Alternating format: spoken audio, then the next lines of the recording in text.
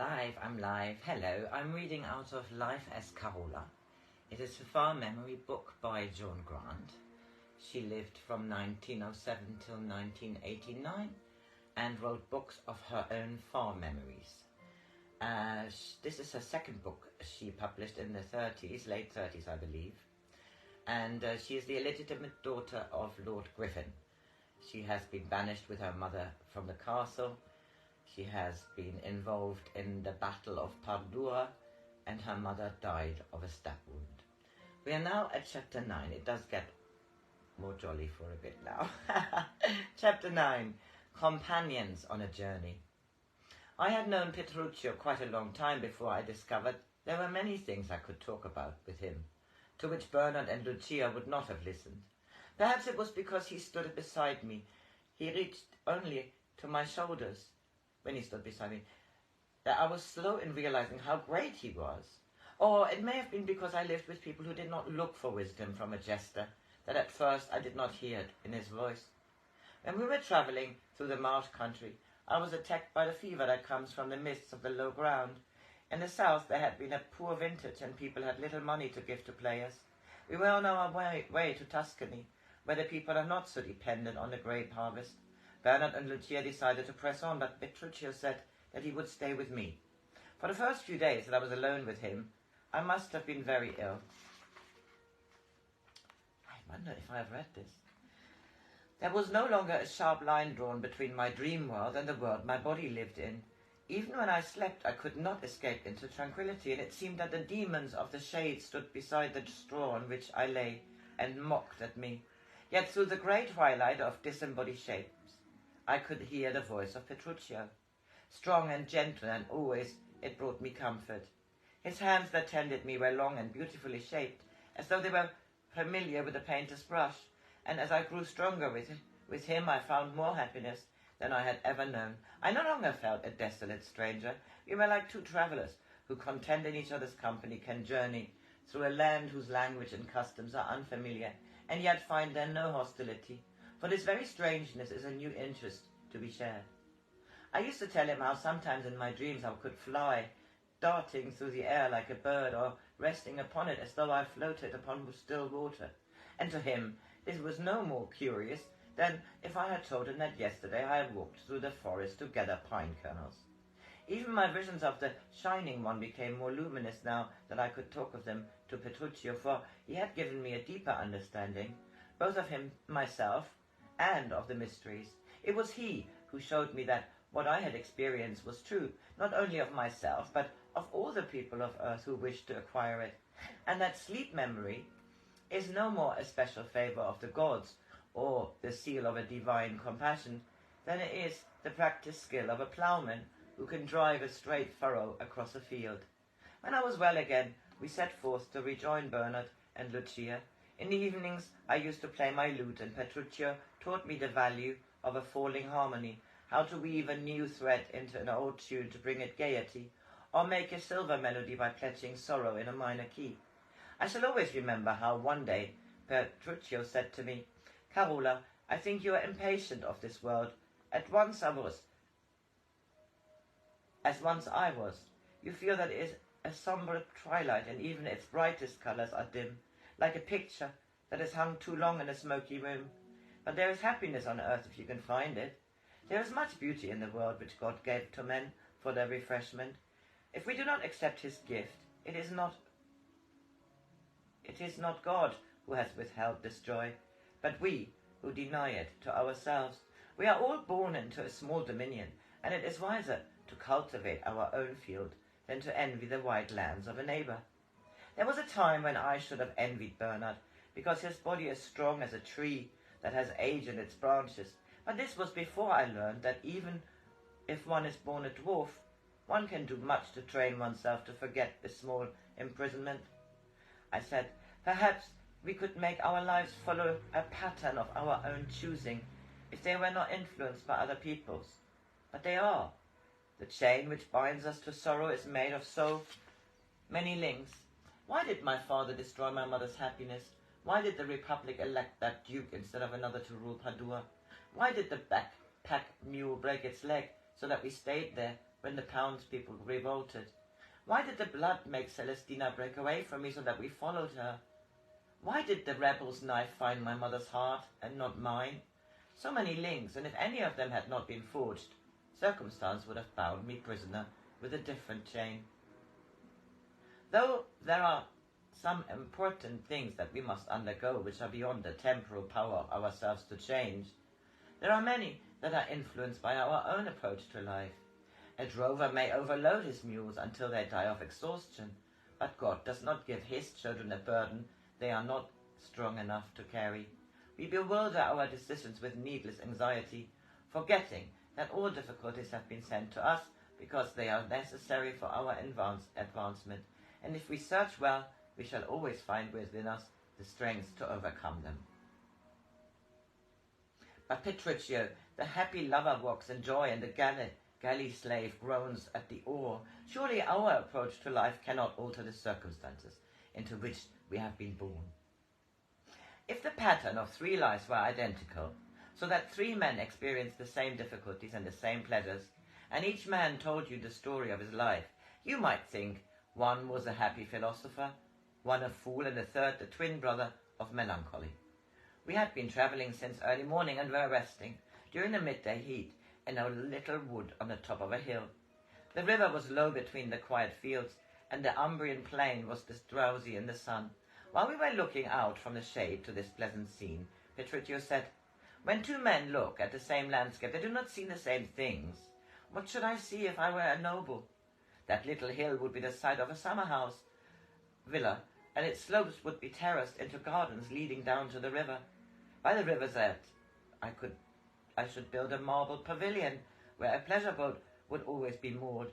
The vineyards and the rich pastures would belong to my estate, and I should ride across those water meadows when I ungest my falcons. If I were a painter, I should see none of these things. It is the high clouds and the pilgrimage of cypresses on the distant slope which would first hold my eyes. I should ponder on my colours, trying to judge of sienna red or umber blend with vermilion would best match the quiet warmth of that farmhouse roof. How I should echo the shadows of that distant field, or to capture the sorrow of the willows who languish for their beauty, as did the young Narcissus. Have I proved to you, Carola, that vision comes from the soul behind the eyes? All whom I have met during my life, Petruchio, have been unhappy because they long for something that is just out of their reach. None of them possess the secret of contentment. None of them has achieved your strange tranquility. How did you find peace, Petruchio? If you told me, I might find some quietness.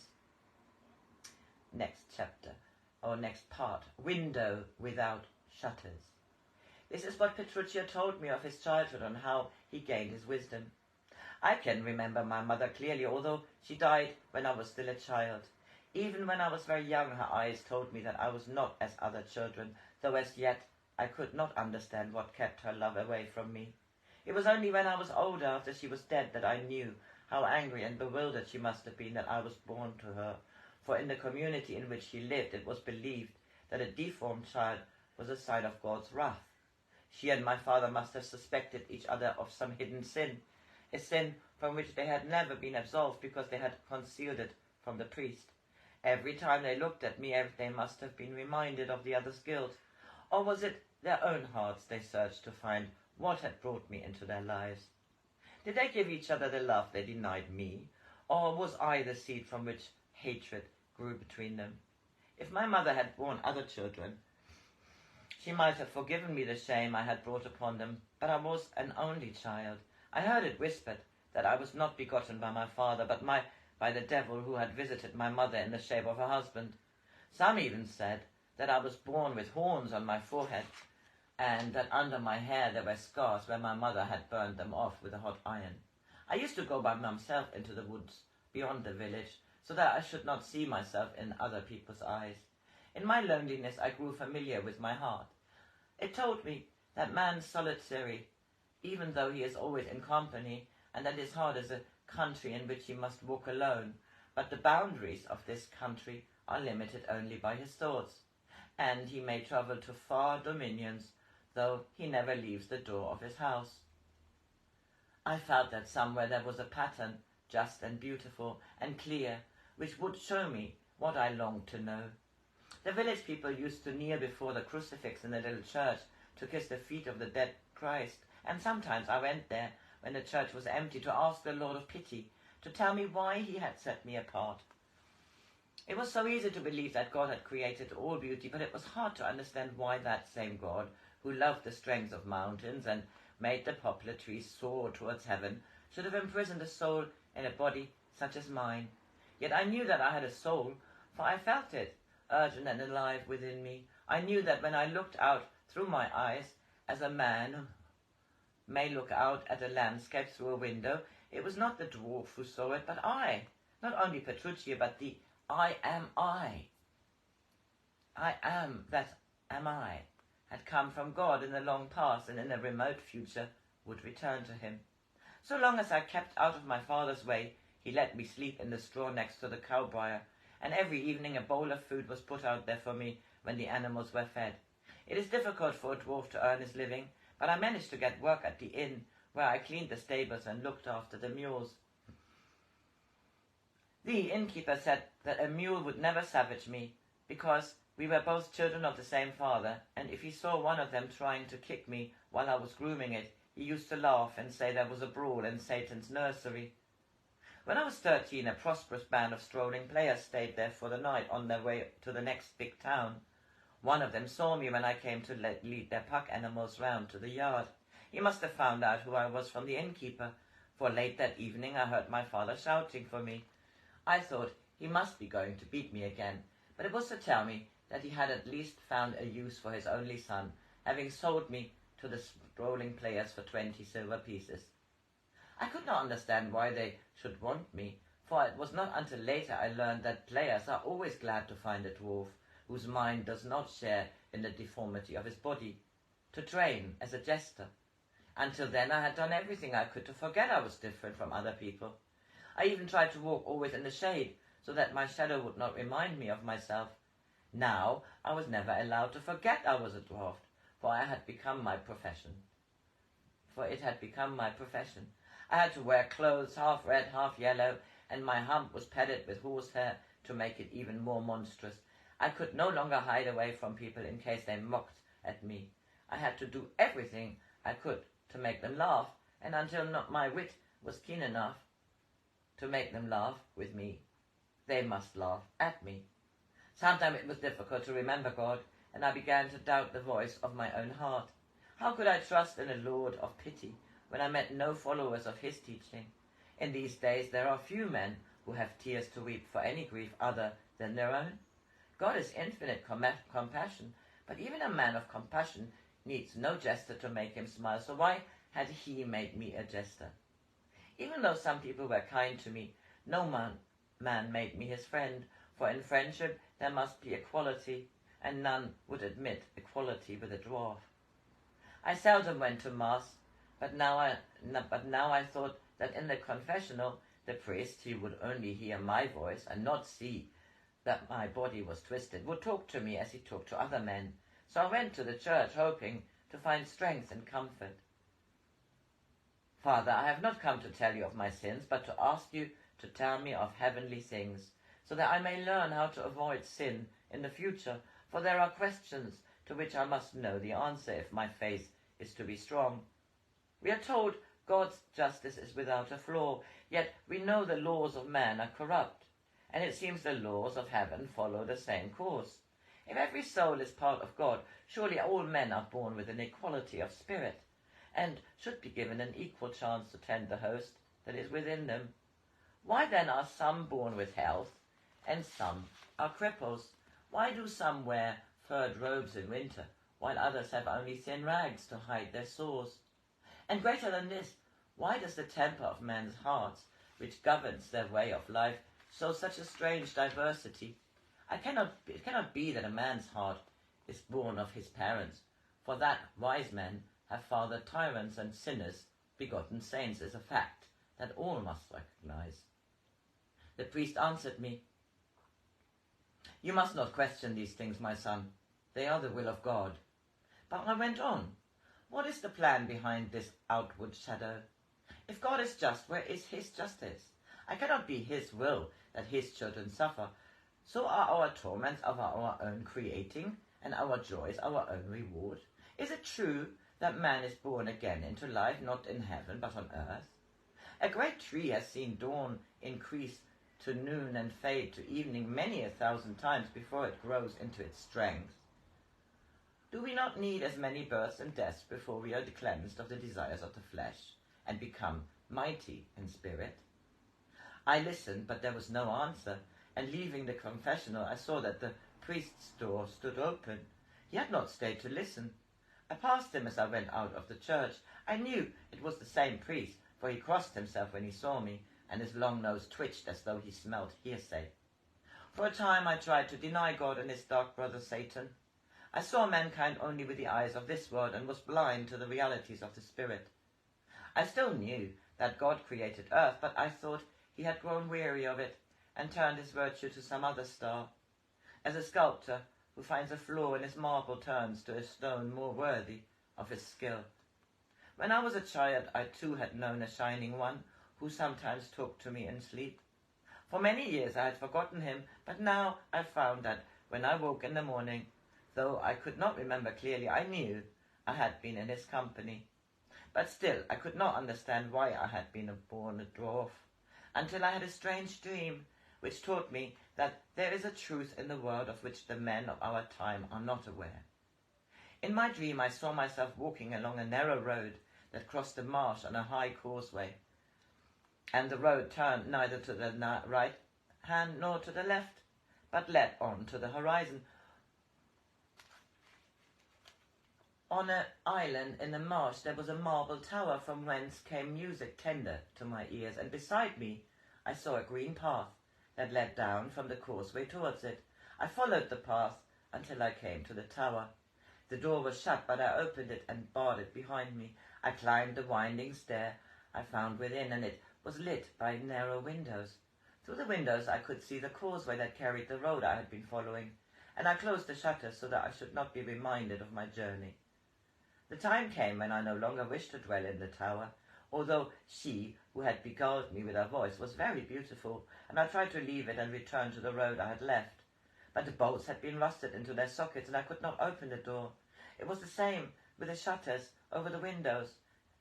Them also I could not move. I ran back to the room, but it was empty, and I was alone and afraid. For a long time I beat against the closed door until my hands were scarred and bleeding. Then, at the top of the tower, I found a window, which I had never seen before. It had no shutters, and it was so high from the ground that I could see many travellers going along the causeway. Sometimes I saw one take the path that led to my tower. I longed for him to come and release me, but I knew that I must call out to him to return whence he had come, and not to follow me into prison.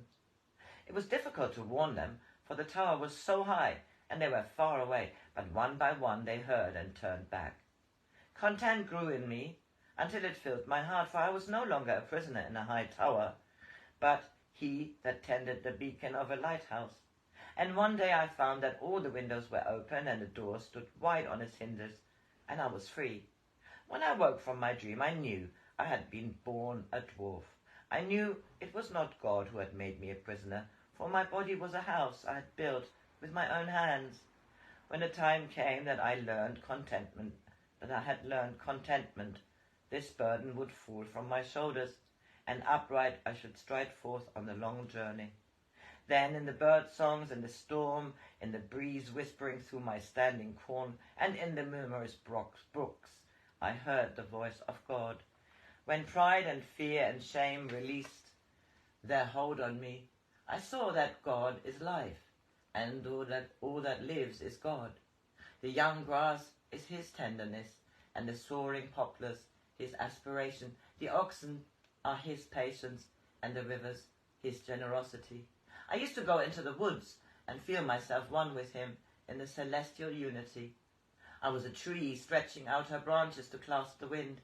I was the bud on a hawthorn twig, flinging wide her petals to the young morning. I was a mole tunneling through the warm earth to make her nest in the enfolding dark. I was impetuous as a dragonfly, and quiet as the raindrop shining on a leaf. Though I was a dwarf, I was God, and when I cried out my name, the vines and the sparrows, the willow tree and the oxen echoed, and I, and I. That was a lovely chapter 9. Have a good Wednesday.